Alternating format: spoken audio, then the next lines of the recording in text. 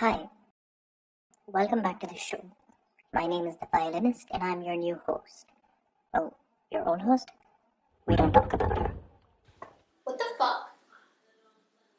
Do you actually think you could replace me with that mental violin guy no one would notice? Anyway, today we're going to be talking about the condition of democracies across the world. And let me warn you, when I say that, I mean we're going to be talking about some underrated gems of mismanaged democracies. So I'm sorry if your favorite broken democracies don't mark the cut. Well, let's start with the Middle East. You know, Obama's former target practice.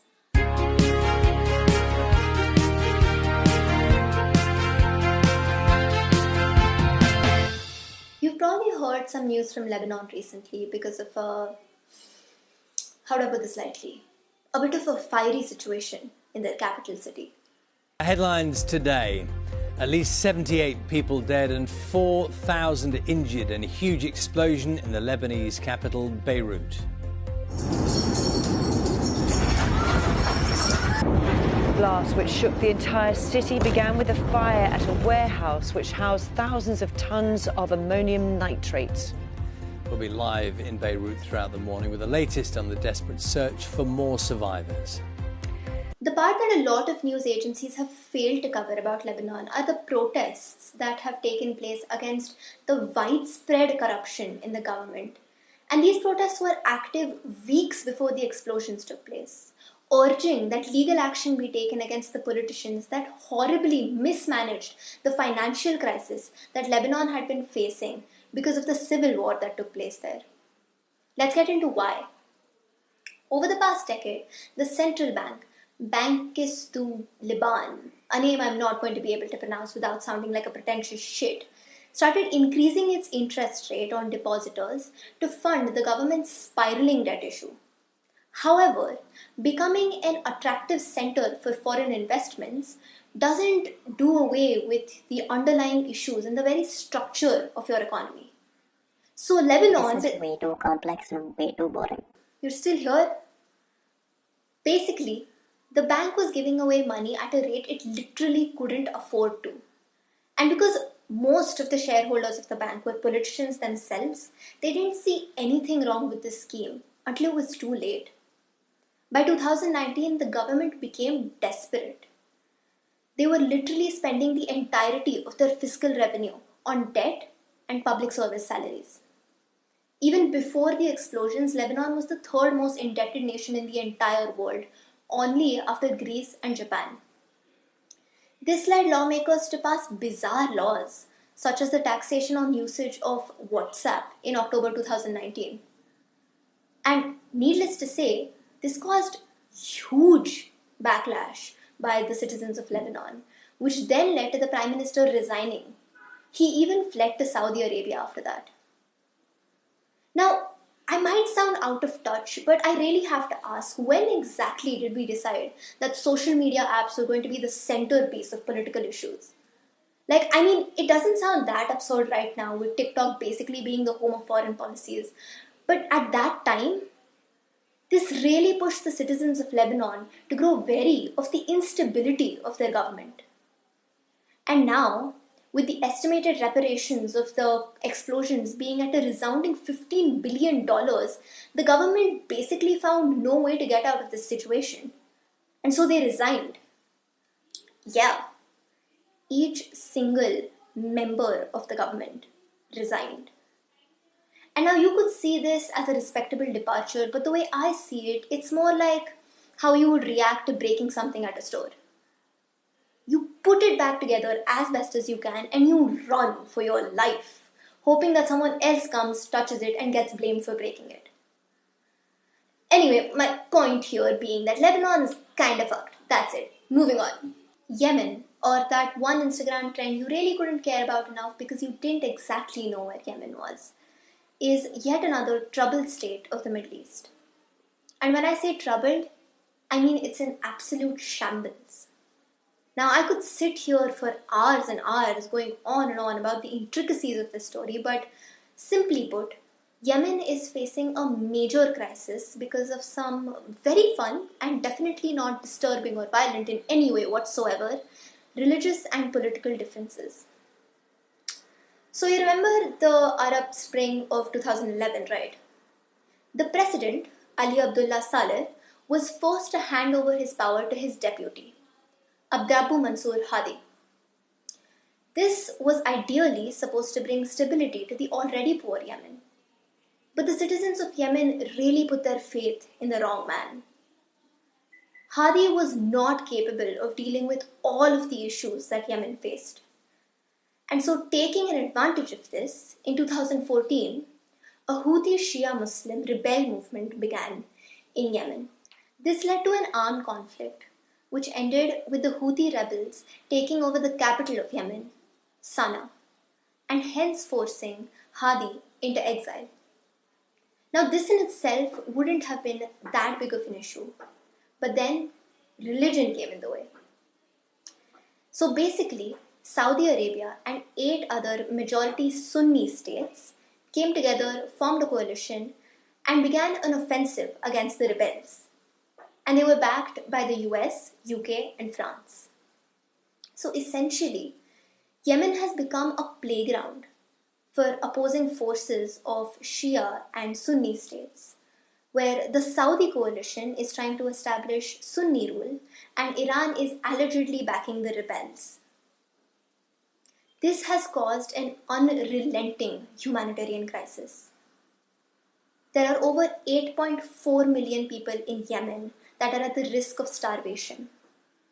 22.2 million people, 75% of Yemen's population, requires humanitarian assistance according to the UN. Severe acute malnutrition is literally risking the lives of 400,000 children under the age of 5 in Yemen.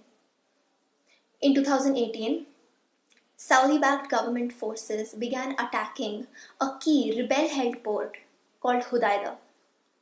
Hudaida is also the entry point for a vast majority of the aid that enters Yemen. The aid agencies even warned the offensive that this attack would make Yemen's catastrophe even worse. But the government is reluctant to accept any help or proposals from any international organizations like the UN, when unilaterally they're really not able to handle it. It was thought that the coronavirus would bring a stalemate and it would really bring a pause on this issue, and it did for a while, until all of the violence began again. Dude, this is fucking sad, dude. What the fuck?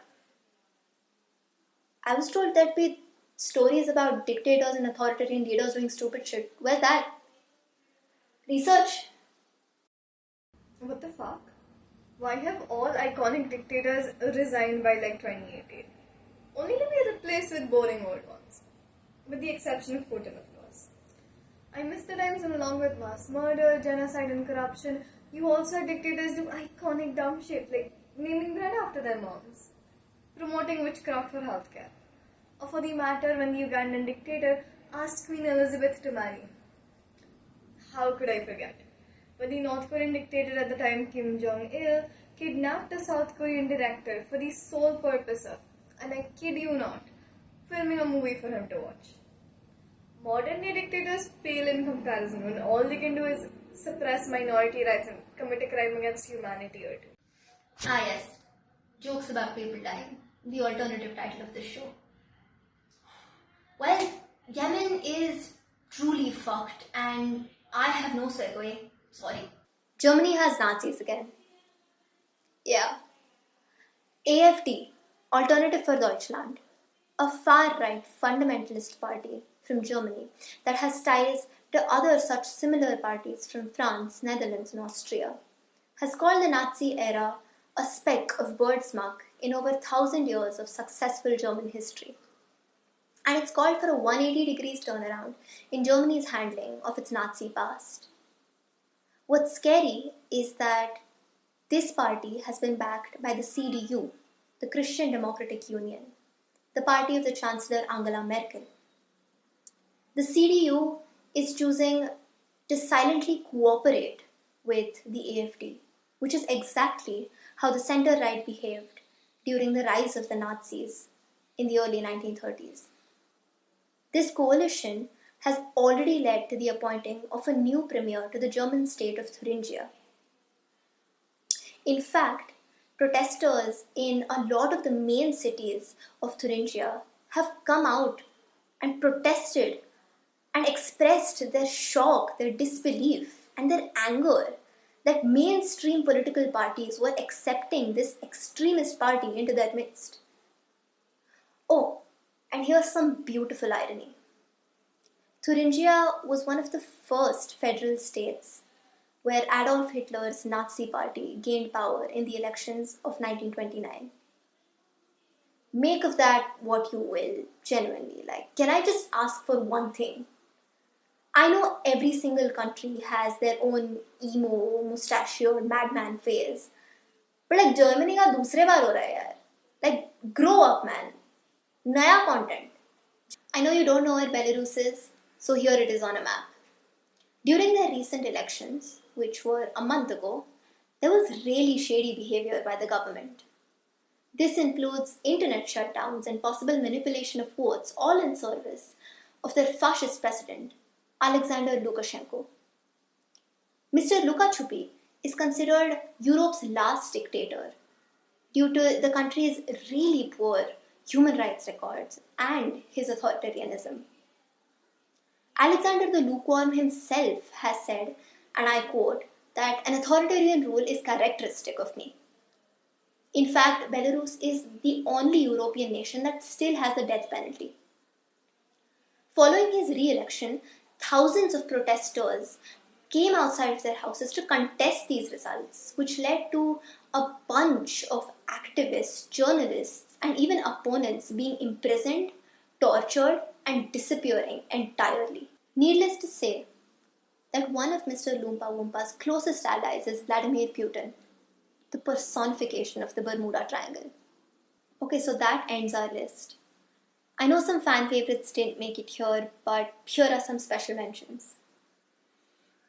Brazil, Venezuela, France, Syria, Turkey, Saudi Arabia, Iran, the United States, the United Kingdoms, the Philippines, Russia, China, Mexico, and of course, India. All of these stories are unique, with their own complex problems. But you'll notice that there's one thing common in all of them: protesting. There's been a shift to the right, which has led to an increase in violence and human rights violations. But there's one thing that's constant: the fight for freedom. Not just for your own personal freedom, but freedom for those who are oppressed, for the marginalized communities. There's bound to be right-wing rhetoric that antagonizes protesters, but never forget that the foundations of modern democracy were laid by protesters and rioters. Never forget that the foundations of civil rights were laid by rioters. The independence of this very nation was won by protesters. Authoritarian leaders are much like a shiny metal violin man who try to convince you that they're the host of a comedy show. They'll try to convince you that they're the norm, but we have to know otherwise. Oppression can only be counteracted by revolution. So get up, brush off the tiredness, and get ready, because the fight is long from over. Thanks for watching. That's our show. See you next season.